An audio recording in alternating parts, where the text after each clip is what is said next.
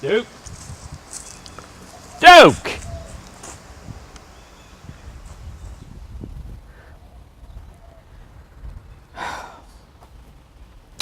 I'm Cliff Hawley, I'm the cameraman. I'm usually behind the camera. Duke is usually standing here. He stands here every month in front of that camera, presenting to you opportunities for volunteerism. But this is what happens when a volunteer doesn't show up. Somebody has to stand in their place, and I guess that's me. But that's okay. For the past year in producing Acts for the City, I've asked some of the volunteers why they volunteer, and I'm going to show you those clips. But I think first I want to tell you why I volunteer. People who are in desperate situations need a hero. I want to be that hero. I want for the first time in their lives to hear the hero music, the hero track. In film, when the protagonist is out to save the damsel in distress, Tarzan swinging through the jungles to rescue Jane, you hear this music that's just magnificent. It brings out and amplifies the emotions that the filmmakers want you to feel. And without the music, Tarzan's just swinging, nothing happening. With the music, the emotions are there. These people that we are helping hear that music. As volunteers, we don't. We're just feeding, we're just hammering, we're just mentoring, but they hear the music. They feel the emotions. They are being rescued, and they know it, and they feel it. They are moved by your actions, and may I add, God is moved by your actions as well. You become the hero. You have the hero track, and they're hearing it. And that's why I do it. That's why I do it. So if you have people who around you are in desperate need, be music to their ears. To see someone in need, someone desperate, someone in the darkest of times, needing help, and no one's there for them, they sit hurt, scared, not knowing which way to turn, what doors to open, and in comes a group to provide, to put a roof over their head.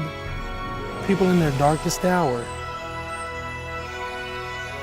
don't know where to turn, and then people come in, and I get to be a part of that team.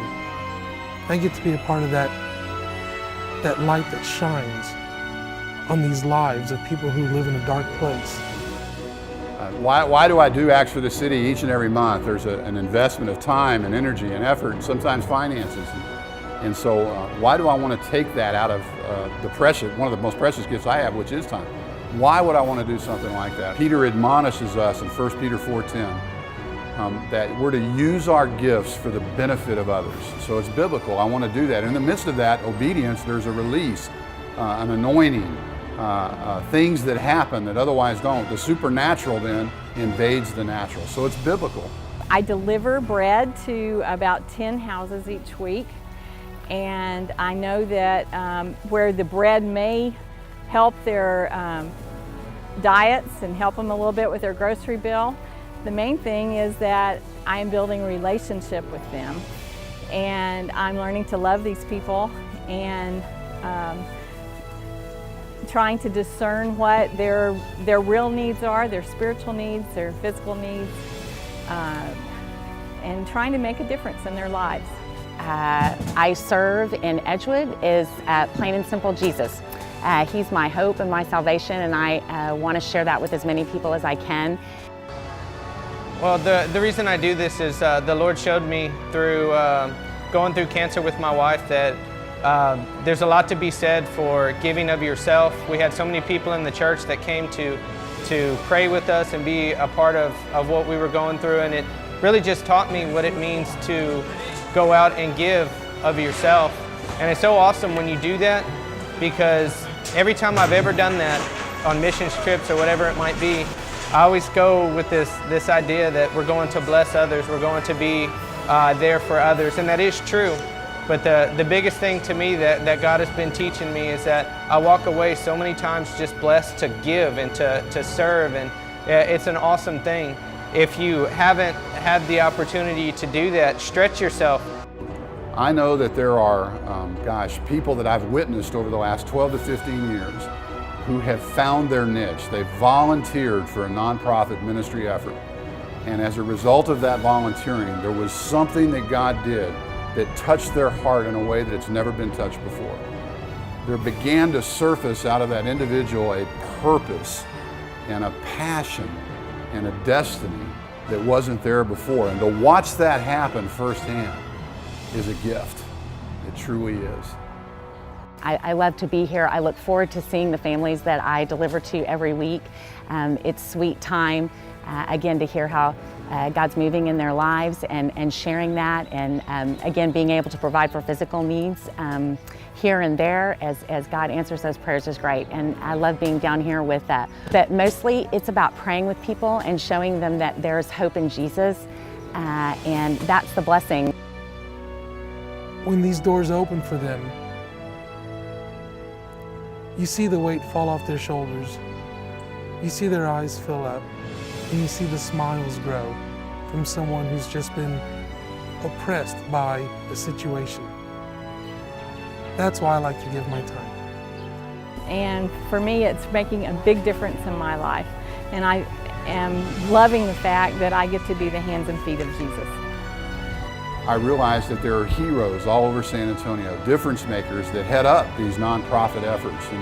And having even done so myself for several years, I know how hard it is really to find the resources that you need to make an even greater impact. And so to have any part, any role in connecting resource to effort, to elevate the impact that that effort is having in our city, to change more lives and touch more people, is a joy that I can't even describe.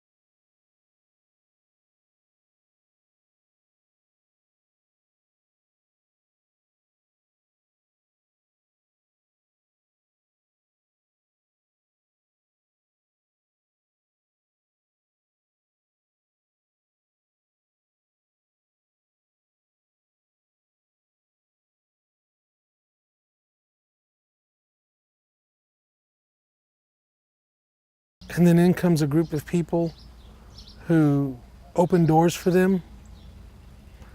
And I'm the one that gets to be there to help open doors for these people. They sit hurt, scared, not knowing which way to turn, what doors to open. And in comes a group to provide, to put a roof over their head. People in their darkest hour don't know where to turn. And then people come in. And it's not that they're coming in there for praise. They're going in because people need help. And I get to be a